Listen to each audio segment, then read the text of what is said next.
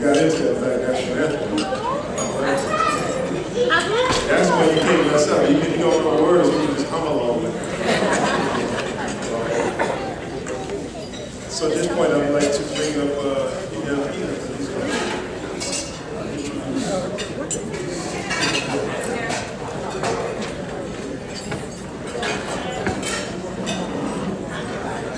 Assalamu alaikum, everybody. The name of Allah is benefactor, Redeemer. I testify that there is no God but God, and Muhammad is the messenger. Can you hear me? We're going to turn the mic up a little bit. I have the honor of, we have a guest with us, Sister Harmon, who represents the Catholic Archdiocese, and she has been working with us a good couple of years, and she was very instrumental in a lot of things that we've done in the relationship of the Archdiocese and Muslims. We have the Muslim and the Catholic dialogue, and it is tremendous.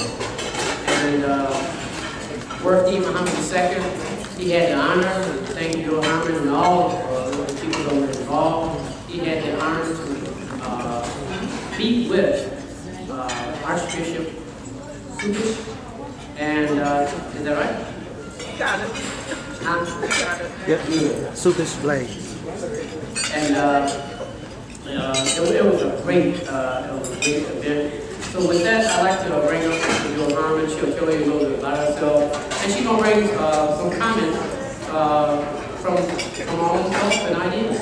Sister Bill, it's all the honor that we have you in your presence. Would you please come up and give us a few words?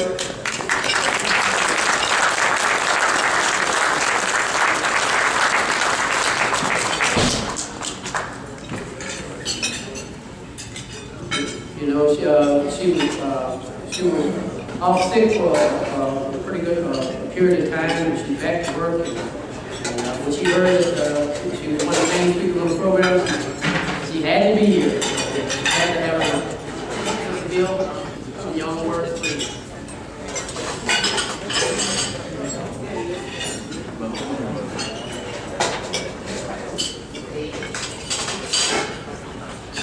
Assalamu alaikum. I don't know if you realize how much terror that Muslim greeting used to strike in my mind. It had nothing really to do with my being afraid of Muslims. The first time I ever had to say that phrase in public,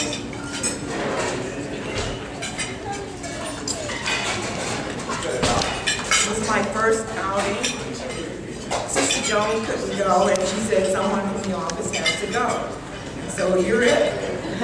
So they wrote my text, put it all together. She says, now go, open it with this phrase, and don't deviate from the text. And I'm like, okay, then. So I walked in the door, and I was absolutely terrified. I thought, if I blow this greeting, it'll be on WGN News tonight at 9. Tomorrow morning, it'll be in the Tribune. And Monday morning, I'll be unemployed. But I got through it, because when I walked in the room, there was so much warmth, such a welcome, and so much love, that it just totally relaxed me. But I still continue to practice the Muslim greeting 10 times before ever I come to any of your events. First of all, I offer my sincere thanks and appreciation to both Brother Mohammed and Brother Imam for inviting me to participate in this wonderful evening of celebration, and especially to Brother Imam for the confidence he has shown in me by asking me to speak tonight.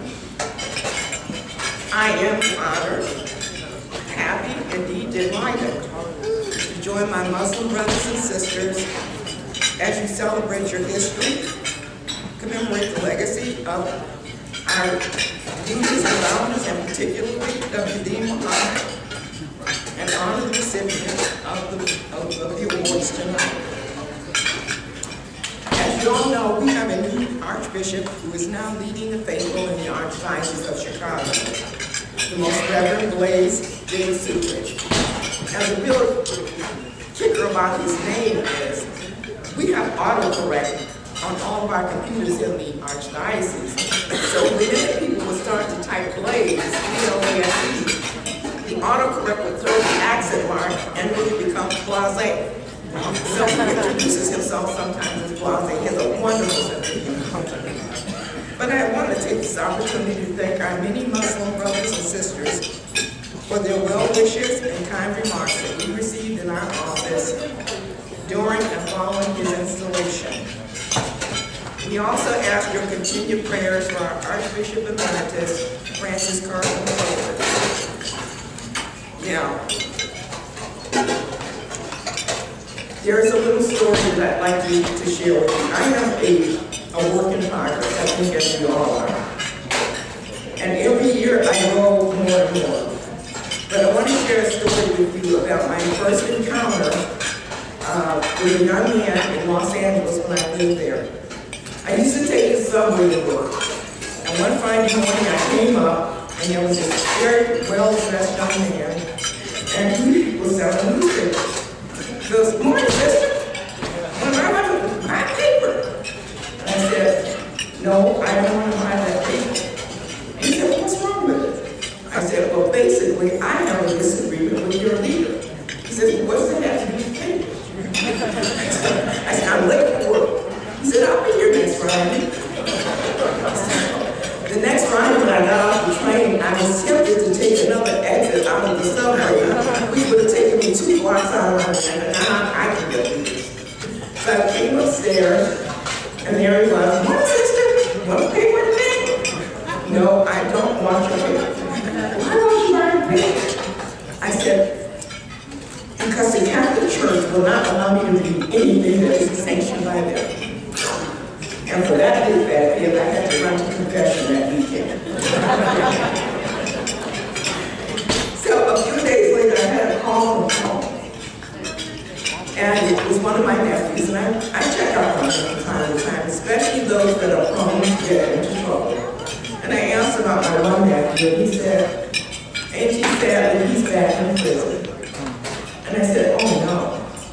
He said, "But you know, take heart." And I said, "Well, what's the good news?"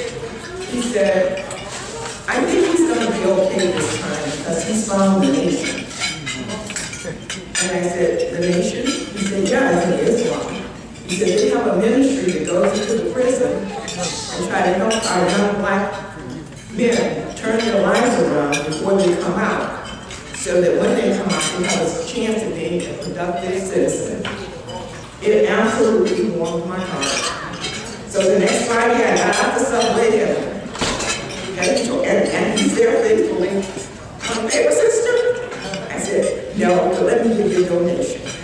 So that dialogue for about 3 or 4 weeks, and finally he said, "Wait, stop." He said, "Why do you give me this donation?"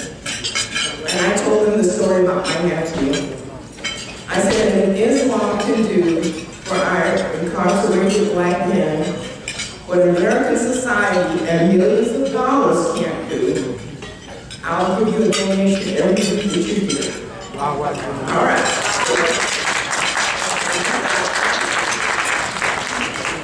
I started thinking more seriously about the Islamic faith.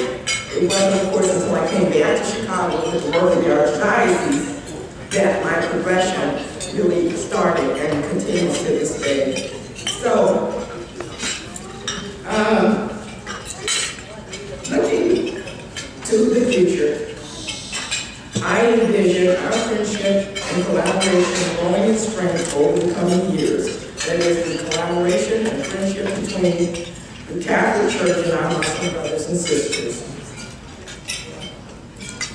What inspired my vision is a statement recently issued by the United States Conference of Catholic Bishops on the importance of dialogue with our Muslim brothers and sisters. As we all know, there have been some problems around the world, and every time they break out, the Islamic faith takes a hit. And even the Catholic Church, we were called out for saying, people there, why do you continue to dialogue with them? What are you doing? And so the Catholic Church says, no, no, no. This is not the answer. You don't hate.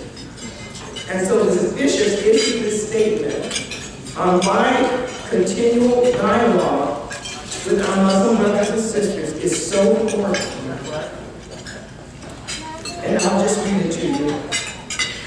Not the whole statement, because it's about 10 pages long. We're here all night.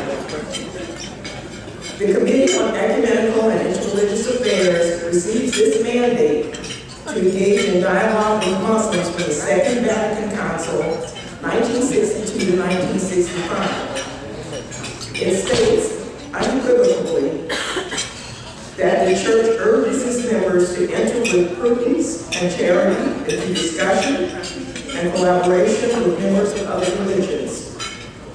With respect to Islam, the Council Fathers say that the Church has also a high regard for the Muslims, and that despite centuries of conflict, the Sacred Council now pleads with all to forget the past and urges that a sincere effort be made to achieve mutual understanding.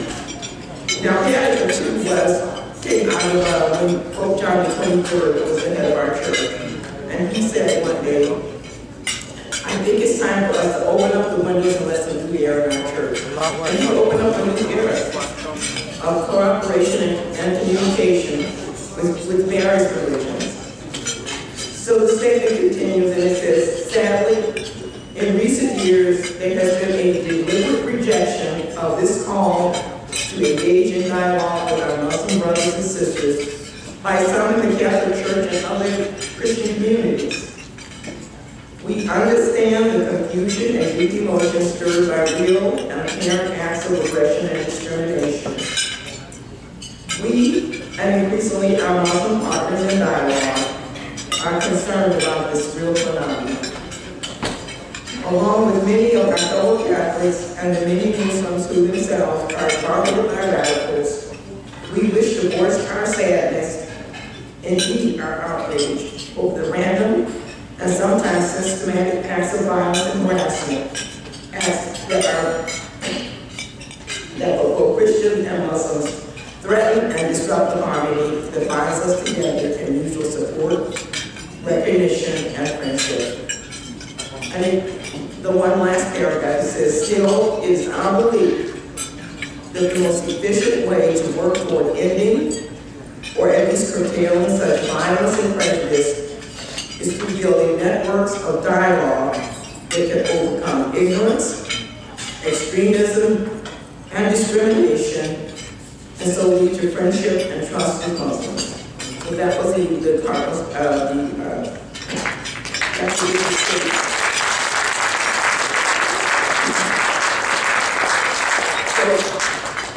that being said, one of my responsibilities at the Archdiocese is to coordinate our Muslim Catholic Interfaith Dialogue Group.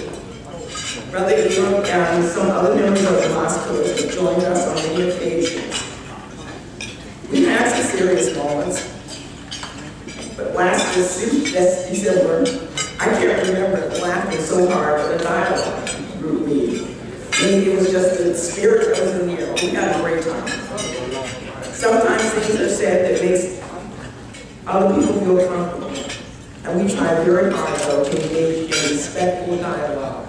And in respectful dialogue, things sometimes will be said that will take you out of your comfort zone. But you walk through that.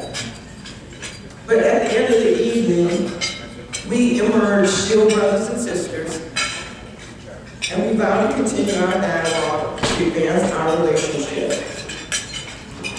We meet once a quarter, alternating between a Muslim and a Catholic venue. We share prayers, scriptures from the Holy Quran and the Holy Bible, and hopefully learn something each session about our respective religions. I actually learned things about Catholicism from other Catholics who are there sharing. Plans are underway for a large meeting, and as soon as we complete those are available, forth into Sister Robin and to Brother Imam for distribution to you. We welcome you. We need you there. We want you there. And so I will close by saying that I pray Allah, the most merciful benefactor, will continue to bless you for your work in our communities to promote human excellence. Peace.